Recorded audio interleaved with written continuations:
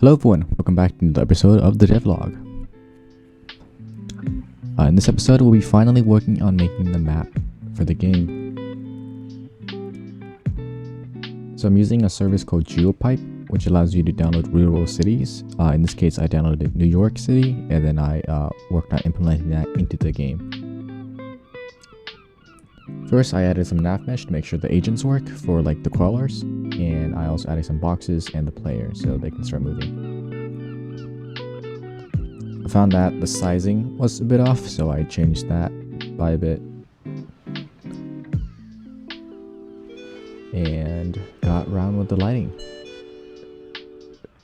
So I had a bit of a trouble with doing the lighting effects because the library that I'm using for the player controller doesn't support lighting effects out of the box. So I had to find a workaround for that.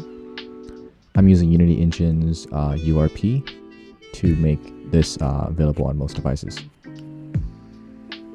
I messed around with the lightings a bit. I want to make this more grimy and dark. So do that.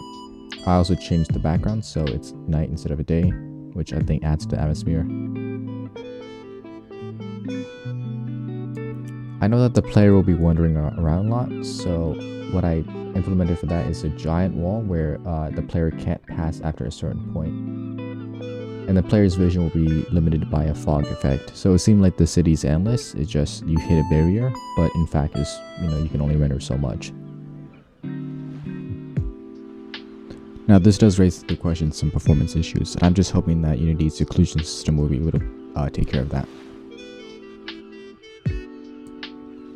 So far I've been working a lot more than I've been able to produce videos because I find it better to just do the work and produce videos later.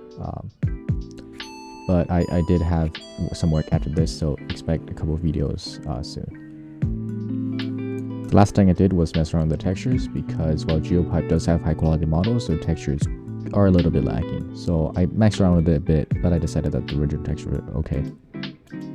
And yeah, that's it. I'm really happy that I got like a map system working in the game. I plan to add more features such as the combat feature and more like loot mechanics. But after that, thanks for watching. Make sure you subscribe and leave a comment about what you guys think. Thank you.